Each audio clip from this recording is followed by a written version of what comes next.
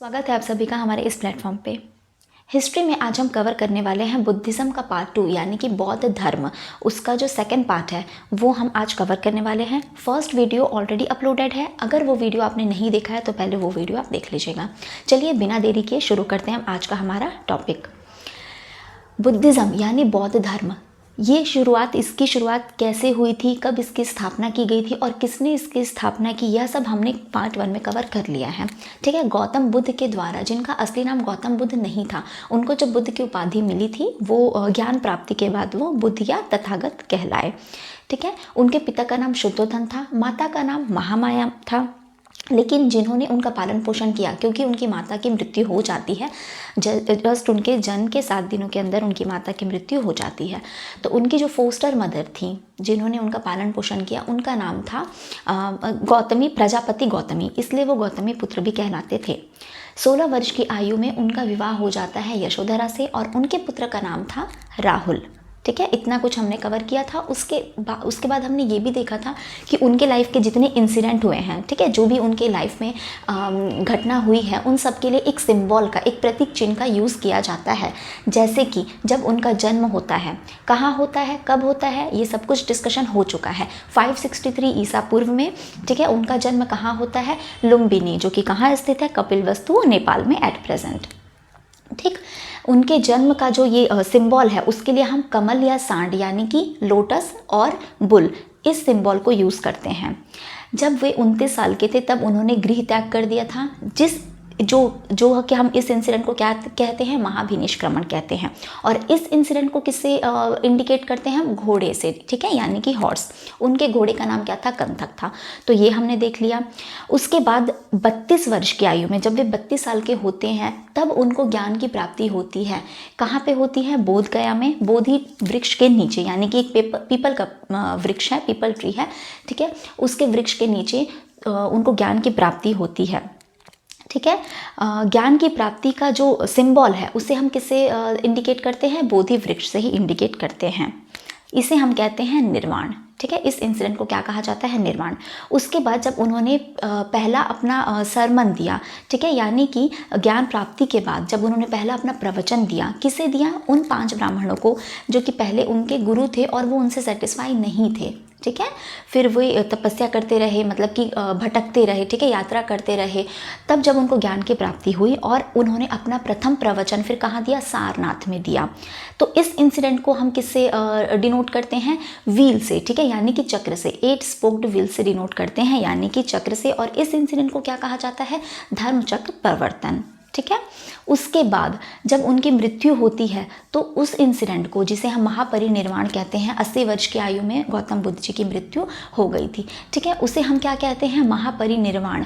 और इसके लिए हम स्तूप का सिंबल यूज़ करते हैं। स्तूप क्या था, देखिए, जब उनकी मृत्यु हो जाती है तो उनकी जो अस्थि अवशेष है उन्हें 8 अलग अलग जगहों में भेज दिया जाता है और उन 8 जगह में स्तूप बनाए गए हैं। ठीक, फॉर एग्जाम्पल सांची स्तूप सभी ने सुना होगा।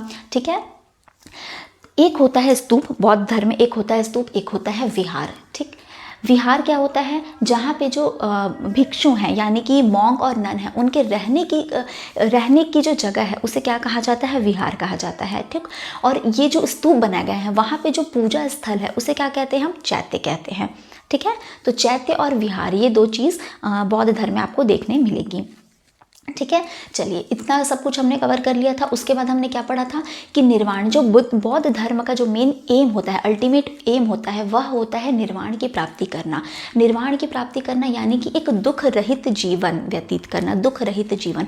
और ये दुख रहित जीवन कब आता है, जब आप इच्छा और लालसा की कामना ना करें। ठीक है, तृष्णा जो है, इच्छा जो है, अगर वह समाप्त हो गया है तो वो उस चीज़ को, ठीक है, वो चीज़ अगर आपने प्राप्त कर लिया है तो उसके बाद फिर आपको एक दुख रहित जीवन मिलेगा। और ये इच्छा और तृष्णा को हम समाप्त कैसे कर सकते हैं, तो बौद्ध, ठीक है, बौद्ध धर्म में क्या है, 8 फोल्ड पाथ है। ठीक, यानी कि अष्टांगिक मार्ग, इसे फॉलो करके फिर आप इस दुख रहित जो जीवन है उसे प्राप्त कर सकते हैं, जिसे क्या कहा जाता है, निर्वाण। ठीक, तो ये उनका एक अल्टीमेट एम होता है। महापरिनिर्वाण क्या होता है, ये मृत्यु उपरांत, ठीक है, यानी आफ्टर डेथ, मृत्यु उपरांत, या अगर आपने अष्टांगिक मार्ग को फॉलो किया है तो परिनिर्वाण भी आपको प्राप्त होगा, जो कि जिसका अर्थ क्या होता है कि ये जो जीवन चक्र है, ठीक है, यानी कि पुनर्जन्म का जो चक्र है, एक जन्म मिला है, उसके बाद आपको अगला जन्म मिलेगा, तो जो पुनर्जन्म है उससे आपको मुक्ति मिल जाती है। तो ये रीबर्थ साइकिल जो होता है, जिसे हम इंग्लिश में कहते हैं रीबर्थ साइकिल, ठीक है, पुनर्जन्म का जो साइकिल है उससे आपको मुक्ति मिल जाती है। तो इस इंसिडेंट को क्या कहा जाता है? महापरिनिर्वाण। अष्टांगिक मार्ग क्या होता है, ये सब कुछ हमने उसमें पढ़ लिया है। इस वीडियो में अब हम देखेंगे आगे के जो भी चीज़ें आपको पढ़नी है बौद्ध धर्म या बुद्धिज़्म के बारे में। तो चलिए देखते हैं। सबसे पहले लिखा है कि गौतम बुद्ध मध्यम मार्ग के प्रशंसक थे, मिडिल पाथ के प्रशंसक थे। यानी कि मिडिल पाथ क्या है, उनके हिसाब से कभी भी जो मनुष्य है उनको क्या है, बहुत अत्यधिक विलास नहीं करना चाहिए और ना ही अत्यधिक संयम बरतना चाहिए, ठीक है। तो दोनों के बीच का एक मिडिल पाथ जो होता है उसके ही ये उसको फॉलो करने ये कहते थे। दूसरा देखिए, धर्म प्रचार के कार्यों में ऊंच नीच, अमीर गरीब, स्त्री पुरुष के बीच कोई भेदभाव नहीं था, ठीक है। वर्ण व्यवस्था की निंदा की थी इन्होंने। वर्ण व्यवस्था मैंने पिछले क्लास में आपको बताया था कि वर्ण सिस्टम में हमारा सोसाइटी डिवाइड था, है ना, तो उसकी इन्होंने निंदा की है। उसके अलावा बौद्ध धर्म अपने धर्म प्रचार के लिए क्या करता था, कोई भेदभाव नहीं करता था। इसमें सभी प्रकार के लोग, सभी वर्ण के लोग इसमें शामिल हो सकते थे। इनफैक्ट इसमें महिलाएं भी शामिल होती थी, ठीक है। इसमें अमीर गरीब, स्त्री पुरुष का कोई भेदभाव नहीं था। और ये क्वेश्चन पूछ चुका है कि स्त्रियों का प्रवेश, संघ में स्त्रियों का प्रवेश किसके कहने पे बुद्ध ने किया था? तो अपने उनके जो शिष्य थे आनंद, उनके कहने पे स्त्रियों का प्रवेश शुरू किया गया था, ठीक है। तो ये क्वेश्चन भी आ चुका है एग्जाम में, ध्यान रखिएगा। चलिए, वर्ण व्यवस्था की निंदा की, ठीक है। ईश्वर और आत्मा को नहीं मानते थे, यानी कि गॉड और सोल, ठीक है, ये इनके बिलीवर नहीं थे। तो बौद्ध धर्म में, ठीक है, जो लॉर्ड बुद्धा हैं उन्होंने ईश्वर और आत्मा को वो नहीं मानते थे, लेकिन पुनर्जन्म पर उनका विश्वास था। जैसा मैंने आपको अभी बताया कि पुनर्जन्म साइकिल है, उससे अगर आपको मुक्ति मिल जाती है तो वो महापरिनिर्वाण होता है। तो पुनर्जन्म पर विश्वास था, जो कि किसका फल है? कर्म का ही आपके फल है। जो पुनर्जन्म है वो आपके कर्म और आपके कर्म फल की वजह से ही वो पुनर्जन्म साइकिल चलता है आपका, ठीक। लेकिन वो ईश्वर और आत्मा को नकारते थे, ठीक है। क्षणिकवाद को मानते थे। क्षणिकवाद यानी कि क्या होता है? क्षणिकवाद यानी कि बौद्ध धर्म में ये माना जाता है कि इस संसार में कोई भी चीज़ चिरस्थायी नहीं है, सब कुछ क्षणिक है, ठीक। ये चलिए अब हम देखेंगे बुद्धिस्ट लिटरेचर यानी कि बौद्ध साहित्य। तो अगर इसे या तो कैनोनिकल टेक्स्ट और नॉन कैनोनिकल टेक्स्ट में बांटा जाता है, ठीक है। जिसे कि हम ये भी कह सकते हैं कि जैसे कि मैंने आपको बताया था कि बौद्ध धर्म में पाली भाषा का उपयोग किया गया था, ठीक। तो शुरुआत में जो पाली टेक्स्ट आए थे वो, और बाद में जो संस्कृत टेक्स्ट आए थे, उस दो भागों में हम इसे बांट सकते हैं, ठीक है। पाली टेक्स्ट यानी कि पाली लैंग्वेज में, पाली भाषा में जो लिखी गई थी, संस्कृत टेक्स्ट जो कि संस्कृत में लिखी गई थी, ठीक है। तो हम पहले पढ़ेंगे पाली टेक्स्ट के बारे में। पाली टेक्स्ट जो था ये इनका ओरिजिनल, यानी कि देखिए हम इसे कहते हैं त्रिपिटक, इंग्लिश में त्रिपिटक और हिंदी में त्रिपिटक या पीतक भी कहते हैं, त्रिपितक भी कहते हैं। कई जगह आपको त्रिपितक दिखाई देगा, कई जगह त्रिपिटक दिखाई देगा, ठीक है। ये क्या होता है? पिटक यानी होता है बास्केट, ठीक है, या कलेक्शन। तो बास्केट या कलेक्शन को पिटक कहते हैं। त्रिपिटक यानी कि त्रिपिटक क्या है? ये तीन, देखिए तीन है, एक विनय पिटक, एक सुत्त पिटक और एक है आपका अभिधम पिटक, ठीक। ये तीनों पिटक जो हैं वही क्या कहलाते हैं? ट्राइपिटक या त्रिपिटक, ठीक है। चलिए, बौद्ध धर्म के मौलिक एवं प्राचीनतम ग्रंथ जो थे वो कौन थे? यही त्रिपिटक थे, ठीक है। बौद्ध धर्म के जो मौलिक एवं प्राचीनतम, जैसा मैंने आपको बताया यही प्राचीनतम थे। बाद में क्या आता है? संस्कृत टेक्स्ट आते हैं, ठीक। जो हम पढ़ेंगे कि किसने क्या क्या लिखा था वो भी आपको देखना रहता है। तो जो उनके मौलिक एवं प्राचीनतम ग्रंथ थे वो कौन कौन से थे? विनय पिटक, सुत्त पिटक और अभिधम पिटक। विनय पिटक में आपको क्या देखने को मिलेगा कि जो भिक्षुओं थे, यानी कि मतलब नन, ठीक, और भिक्षु जो थे, दोनों मॉन्क्स एंड नन हम इंग्लिश में कहते हैं, भिक्षुओं के अनुशासन के नियम ये किस में मेंशन्ड है? विनय पिटक में मेंशन्ड है, ठीक है। मतलब ये किस में लिखा हुआ है? विनय पिटक के अंदर लिखा हुआ है कि जो भिक्षुओं हैं उनके अनुशासन, उनके रहने के, वो जब रहते हैं तो उनके रहने के लिए जो उनको फॉलो करना पड़ता है अनुशासन, वो किस में है? विनय पिटक में है। सुत्त पिटक क्या है? सुत्त पिटक सबसे इंपॉर्टेंट, तीनों में सबसे इंपॉर्टेंट है। क्यों? क्योंकि इसमें बुद्धा सेइंग है। बुद्धा सेइंग यानी कि बुद्ध की शिक्षाओं का संकलन है। बुद्ध ने जो भी शिक्षाएं दी हैं, बुद्ध का जो टीचिंग है, सब कुछ किस में लिखा हुआ है, किस में कंपाइल किया हुआ है, सुत्त पिटक में कंपाइल किया हुआ है। इसीलिए ये सबसे महत्वपूर्ण ग्रंथ है। तीनों में सबसे महत्वपूर्ण ग्रंथ कौन सा होगा, सुत्त पिटक होगा। ठीक है, इंग्लिश में मैंने लिखा है कि कन्वेंशनल टीचिंग्स, ठीक है, जो उनके कन्वेंशनल बेसिक जो उनके टीचिंग्स थे, बुद्धास वचन, ये कहे जाते हैं सुत्त पिटक में है। तो जो मेन टीचिंग था उनका वो किस में लिखा हुआ था, सुत्त पिटक में कंपाइल किया गया था। अब देखिए इसमें इसके 5 निकाय हैं। कभी कभी ये भी एग्जाम में पूछ सकता है, क्यों? क्योंकि देखिए इसमें जो ये निकाय है, खुद्दक निकाय, ठीक है, उसी से रिलेटेड होते हैं जातक कथाएं। जातक कथाएं सभी ने सुना होगा बचपन में कि क्या होता है जातक कथाएं, है ना। तो ये कौन से निकाय का हिस्सा है, ये ऐसे क्वेश्चन पूछ चुका है एग्जाम में, इसलिए आप इसे भी देखकर जाइएगा कि इसके 5 निकाय हैं, दीर्घ निकाय, मध्यम निकाय, संयुक्त निकाय, अंगुत्तर और खुद्दक निकाय। जातक कथाएं किसका अंग है, किससे संबंधित है, खुद्दक निकाय से संबंधित है। ठीक, तीसरा जो है अभिधम पिटक, ये क्या इसमें क्या लिखा हुआ है, बौद्ध दर्शन से संबंधित है, यानी रिलीजियस डिस्कोर्सेस ऑफ बुद्धा। यानी कि जो सुत्त पिटक में मैंने आपको बताया कि बुद्धा के कन्वेंशनल टीचिंग्स थे, मतलब जो भी उन्होंने शिक्षा दी है वो सब कुछ किस में है, सुत्त पिटक में। उसी का समरी वर्जन, ठीक है, या उसी को समझाने का तरीका in the form of question answer, जिस भी प्रकार से अगर हम इसे अच्छे से समझा सके तो वो सब कुछ किस में है, अभिधम पिटक में। ठीक, तो ये क्या है, बौद्ध दर्शन से ही संबंधित है। तो इस तरह से जो 3 पिटक है, जिसे हम क्या कहते हैं, त्रिपिटक कहते हैं। ठीक, वो क्या है, पाली टेक्स्ट के अंदर आ जाता है बुद्धिस्ट लिटरेचर में। अब हम देखते हैं संस्कृत लिटरेचर, ठीक है, यानी कि संस्कृत टेक्स्ट जो लिखे गए थे उसके बारे में। इसमें किसने क्या लिखा है ये देखना आपको ज़रूरी है। अच्छा देखिए, संस्कृत के अलावा इसको स्टार्ट करने से पहले एक और जो टेक्स्ट है जो कि इनके इसमें नहीं आते, ठीक है, त्रिपिटक में नहीं आते हैं, जो कि वो है एक मिलिंद पन्हो। ठीक है, मिलिंद पन्हो क्या है, questions of Milinda to Buddhist saint Nagasena, यानी कि एक इंडो ग्रीक राजा थे, ठीक है, मिलिंद, उनका कन्वर्सेशन, वो क्वेश्चन पूछते हैं, ठीक है, वो क्वेश्चन पूछते हैं सन्यासी से, किससे, नागसेना, जो कि बौद्ध धर्म से ही रिलेटेड हैं। तो उनसे बुद्धिस्ट सेंट नागसेना से ही क्या पूछते हैं, क्वेश्चंस पूछते हैं, और वो उनको बदले में उसका आंसर देते हैं। तो वो एक टेक्स्ट लिखा गया है बहुत इंपॉर्टेंट, जिसे कि हम क्या कहते हैं, किस नाम से जानते हैं, मिलिंद पन्हो के नाम से जानते हैं। अब हम स्टार्ट करेंगे कि पाली टेक्स्ट के बाद संस्कृत टेक्स्ट के बारे में। तो एक बार पहले आप इसे रिवाइज कर लीजिए।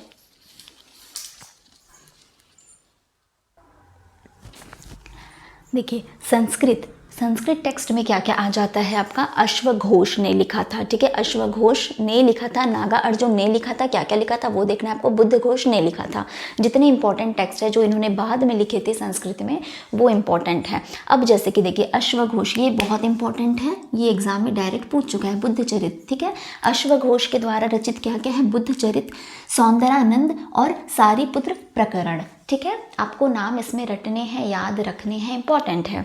ठीक है, तो अश्वघोष ने क्या लिखा था, बुद्धचरित, सौंदरानंद और सारीपुत्र प्रकरण। अब नागा अर्जुन ने क्या लिखा था, उनका ये दोनों इंपॉर्टेंट है, मध्यमिकारिका और शून्यवाद का प्रतिपादन, ये दोनों किसने लिखा था, नागा अर्जुन ने। फिर आता है बुद्धघोष, इनका ये इंपॉर्टेंट है, देखिए, विशुद्धमक और त्रिपिटक पर टीका, ये जितने इंपॉर्टेंट है मैंने वो लिखा हुआ है। तो ये किसने लिखा था, बुद्धघोष ने। उसके अलावा दीपवंश एवं महावंश, ये एक फेमस क्रॉनिकल्स हैं श्रीलंका के, यानी कि श्रीलंका के ग्रंथ हैं कौन कौन से, दीपवंश व महावंश। ठीक, तो दोनों टेक्स्ट हमने पढ़ लिया कि त्रिपिटक, और जिसमें विनय, सुत्त और अभिधम पिटक आते हैं। विनय पिटक क्या होता है आपका, मेन अनुशासन वाला, ठीक है, इसमें जो भिक्षुओं या नन जो रहती हैं, ठीक है, उनके लिए रूल्स ऑफ कंडक्ट है, ठीक है, मतलब उनको कैसे रहना है, जो रूल्स उनको फॉलो करने हैं, रूल्स ऑफ कंडक्ट वो लिखा रहता है, इसलिए हमने क्या कहा है, अनुशासन के नियम लिखे हुए हैं। सुत्त पिटक में क्या रहता है, बुद्ध के वचन लिखे हैं डायरेक्ट, जो उन्होंने उनकी जो मेन टीचिंग थी,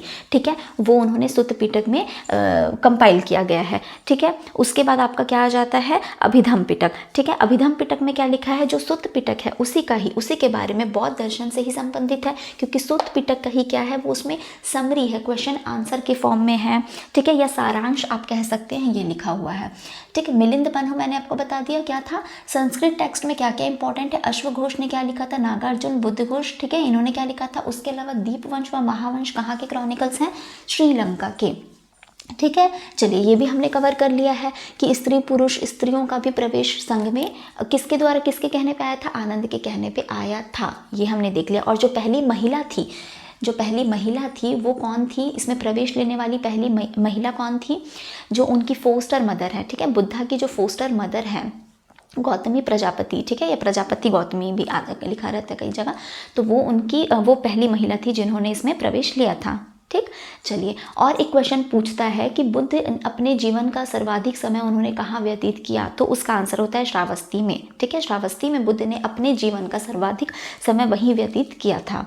ठीक, उसके अलावा जब उनकी मृत्यु होती है तो जो आखिरी व्यक्ति रहते हैं जिनको उन्होंने अपना लास्ट प्रवचन दिया था वो कौन थे, सुभद्र थे। ठीक है, तो ये क्वेश्चन पूछोगे कि अंतिम उपदेश उन्होंने किसको दिया था, तो वो हो जाते हैं सुभद्र। चलिए ये सब कुछ कवर हो गया। अब हम पढ़ेंगे बुद्धिस्ट काउंसिल के बारे में, यानी कि बौद्ध संगति या बौद्ध परिषद, हिंदी में हम कहते हैं बौद्ध परिषद या बौद्ध संगति, इंग्लिश में हम कहते हैं बुद्धिस्ट काउंसिल।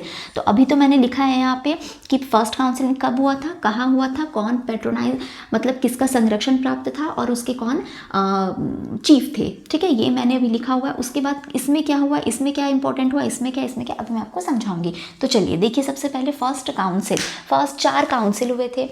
ये कब हुए थे, जब बुद्ध के मृत्यु उपरांत, ठीक है, उनकी मृत्यु के जस्ट बाद में। क्या देखिए 483 हमने पढ़ा है कि उनकी मृत्यु कब हुई थी, 483 BC में। ठीक, 80 वर्ष की आयु में वे खत्म हुए थे, उनकी मृत्यु हुई थी। तो 483 BC में ही फर्स्ट जो काउंसिल है, जो पहला परिषद है, और ये क्यों किया गया था, इसका मकसद क्या था कि जो बौद्ध धर्म है उसका और ज़्यादा प्रचार प्रसार हो। ठीक है, तो उसके लिए समय समय पर काउंसिल आयोजित किए जाते थे। ठीक, तो पहला क्या था, फर्स्ट काउंसिल कब हुआ था, 483 BC में। कहाँ पे हुआ था, ये जगह आपको याद रखनी है, राजगृह में हुआ था। पहला काउंसिल राजगृह, डायरेक्ट पूछता है कब हुआ था, कहाँ हुआ था। ठीक है, उसके बाद किसका संरक्षण प्राप्त था, तो अजात शत्रु का। ठीक है, अजात शत्रु का संरक्षण प्राप्त था। और उस समय, ठीक है, इसके अध्यक्ष कौन थे, ये जो काउंसिल था इसके अध्यक्ष कौन थे, ये आपका अध्यक्ष हो जाएंगे। ठीक है, जिसे हम चेयरमैन कहते हैं या प्रेसिडेंट कहते हैं तो इंग्लिश में। ठीक है, तो प्रेसिडेंट उस टाइम कौन थे काउंसिल के, तो महाकश्यप थे। ठीक है, किसका संरक्षण प्राप्त था, कौन उस समय पर वहाँ शासन कर रहे थे, किसका था, तो अजात शत्रु का। ठीक है, तो पहला क्या हो जाएगा, 483 राजगृह, अजात शत्रु, महाकश्यप, ऐसे आपको लाइन से ऐसे पूरा याद रखना है। दूसरा सेकंड काउंसलिंग कब हुआ था, देखिए इसके जस्ट 100 साल बाद, जस्ट नहीं इसके 100 साल बाद हुआ था। पहला तो जस्ट जब बुद्ध की मृत्यु हो जाती है तभी हुआ था। ठीक है, सेकंड कब हुआ था, 100 साल बाद 383 BC में। ये कहाँ हुआ था, वैशाली में। काल अशोक, ठीक है, काल अशोक शुभकामी, काल अशोक संरक्षण प्राप्त था। अध्यक्ष कौन थे इस काउंसिल के, तो शुभकामी। तीसरा काउंसिल कब आयोजित किया गया था, 250 BC में। ये कहाँ हुआ था, पाटलिपुत्र में। इस टाइम पे कौन थे, अशोक। ठीक है, यहाँ काल अशोक, यहाँ अशोक, यहाँ पे मोगलीपुत्तिस, ये क्या थे, अध्यक्ष थे। ठीक है, चेयरमैन थे, प्रेसिडेंट थे इस काउंसिल के, कौन, मोगलीपुत्तिस। अब देखिए जो फोर्थ काउंसिल था, या ध्यान दीजिए यहाँ पे क्या लिखा हुआ है, 483 BC। ठीक है, ये ईसा पूर्व की बात की जा रही है। यहाँ पे फर्स्ट सेंचुरी आ चुका है, ये देखिए फर्स्ट सेंचुरी आ चुका है। क्यों, क्योंकि यहाँ पे क्या लिखा हुआ है, 72 AD। अब यहाँ पे AD आ चुका है। ठीक है, ये ईसा पूर्व है, इसलिए हम कैसे जाते हैं, उल्टा चलते हैं इसमें, है ना, डिक्रीजिंग ऑर्डर में जाते हैं। यहाँ पे फर्स्ट सेंचुरी आ गया है, 72 AD में फोर्थ काउंसिल ऑर्गेनाइज किया गया था, जो कि कहाँ पे किया गया, कुंडलवन कहाँ पे, कश्मीर में। ठीक है, इससे किसका संरक्षण प्राप्त था, कनिष्क। ठीक है, कौन थे वहाँ पे उस टाइम पे, शासन किसका था, कनिष्क का। और अध्यक्ष कौन थे इस काउंसिल के समय, अध्यक्ष कौन थे वहाँ पे, वासुमित्र। तो आपको ये याद रखना है। ठीक, चाहे आप ऐसे याद रखिए, जैसे ये प्लेस लिख लीजिए, R हो गया, A हो गया जिसका संरक्षण प्राप्त था, और अध्यक्ष थे, ठीक है, महाकश्यप, तो RAM। ठीक है, राम, ऐसे करके आप पहला याद कर सकते हैं, राम ऐसा। सेकंड भी आप वैसे याद कर सकते हैं, VKS। ठीक, ऐसे कोड टाइप आप याद कर सकते हैं, राम VKS। फिर आप याद कर सकते हैं PAM। ठीक, राम, फिर तीसरा वाले में PAM पाम आ जाता है। ठीक है, बीच में VKS है। ऐसे आप जैसे भी आपको बने, फिर कुंडलवन, कनिष्क, KKV, ऐसे आप याद कर सकते हैं। ठीक, तो चलिए किस काउंसिल में क्या क्या इंपॉर्टेंट चीज़ें हुई थी, अब हम वो डिस्कस कर लेते हैं।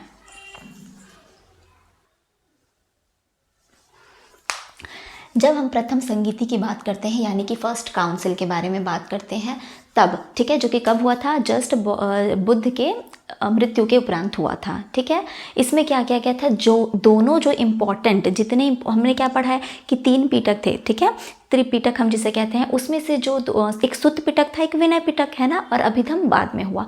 तो जो सुत्त पिटक है और विनय पिटक, उसका कंपाइलेशन किया गया। देखिए जो बौद्ध धर्म था उसमें बुद्ध जो थे वो क्या करते थे, ओरल उनका प्रचार प्रसार जो होता था, ठीक है, जो वो शिक्षा देते थे, उनकी जो टीचिंग्स थी वो कैसी थी, ओरल यानी कि वर्बली, ठीक है, वो कहीं रिटन नहीं था, कहीं एक जगह पे रिटन नहीं लिखा था, वो पास होते रहती थी, ठीक है। तो वो एक ओरल फॉर्म था। यहाँ पे क्या किया गया, उनके मृत्यु के उपरांत अब उसको कंपाइलेशन करने का काम शुरू किया गया ताकि वो एक जगह रहे। तो प्रथम संगीति में क्या काम किया गया, विनय पिटक एवं सुत्त पिटक का संकलन हुआ, ठीक है। विनय पिटक एवं सुत्त पिटक का संकलन किया गया। विनय पिटक किसके द्वारा, उपाली के द्वारा, ठीक है, ये भी इनके शिष्य थे, ठीक है, बौद्ध के शिष्य थे, मतलब बुद्ध के शिष्य थे। सुत्त पिटक जो कि इंपॉर्टेंट है, मैंने क्या बताया था, जो उनकी ओरिजिनल टीचिंग है या बुद्ध वचन है वो किस में आती है, सुत्त पिटक में, ठीक है। वो और विनय पिटक में रूल्स ऑफ कंडक्ट लिखा था मॉन्क्स और नन के लिए। तो जो सुत्त पिटक है वो किसके द्वारा रिसाइट किया गया था, आनंद के द्वारा, जो कि उनके प्रिय शिष्य थे, ठीक। तो ये काम किया गया फर्स्ट काउंसिल में किया गया। दूसरे सेकंड काउंसिलिंग में क्या काम किया गया, जो बौद्ध धर्म है वो 2 संप्रदायों में विभाजित हो गया। जो भिक्षुओं वहाँ जो रहते हैं उनके बीच मतभेद होने के कारण 2 संप्रदायों में विभाजित हो गया। बौद्ध धर्म ने जो भिक्षु वहाँ रहते थे, ठीक है, उनमें आपसी मतभेद होने की वजह से क्या हो गया, एक रूढ़िवादी थे जिसे हम क्या कहते हैं, स्थविर, और एक प्रगतिशील थे जिसे हम क्या कहते हैं, महासांघिक। तो इन 2 में विभाजित हो गया द्वितीय संगीति में, ठीक है। स्थविर क्या थे, थोड़े ऋणवादी थे, ठीक है, जबकि महासांघिक क्या थे, प्रगतिशील थे। तृतीय संगीति में क्या हुआ, यानी कि थर्ड काउंसिलिंग में क्या हुआ, ये आपको याद रखना है कि कब हुआ है, कहाँ हुआ है, ठीक है, कौन उसके प्रेसिडेंट थे और कौन उस टाइम पे रूलर था। चलिए थर्ड क्या है, थर्ड काउंसिलिंग में क्या हुआ, जो तीसरा पिटक था, ठीक है, अभी हमने देख लिया विनय पिटक, सुत्त पिटक। तीसरा जो था, जो कि क्या है, अभिधम पिटक, जिसमें समरी लिखा होता है सुत्त पिटक का, है ना। तो अभिधम पिटक का संकलन किया गया, ठीक, जो तीसरा वाला पिटक था। उसके अलावा धर्म के प्रचार हेतु अब क्या किया गया कि अपने धर्म, जो बौद्ध धर्म है, उसके प्रचार हेतु विदेशों में मिशन भेजना शुरू किया गया, ठीक, जिसे हम इंग्लिश में क्या कहेंगे, स्टार्टेड सेंडिंग बुद्धिस्ट मिशनरीज, कहाँ पे, अदर कंट्रीज, ठीक है, दूसरे देशों में भेजना यहाँ पे शुरू किया गया। चलिए चौथा देखते हैं हम, फोर्थ काउंसलिंग में क्या किया गया। इसमें जो पूरा ये जो बौद्ध धर्म था यही विभाजित हो गया, ठीक है, किसमें विभाजित हो गया, हीनयान या महायान, इंग्लिश में हम कहते हैं हीनायान या महायान। यान मतलब होता है व्हीकल, गाड़ी, ठीक है। तो हीनयान और महायान, अब ऑटोमेटिक है कि जो महा खुद को समझ रहे हैं महायान, वो सामने वाले को हीनयान कहेंगे, ठीक है, यानी कि लेसर व्हीकल। तो हीनयान जिसे हम कहते हैं लेसर व्हीकल, ठीक, यानी छोटी गाड़ी, और महायान जिसे हम कहते हैं ग्रेटर व्हीकल, बड़ी गाड़ी, ठीक है।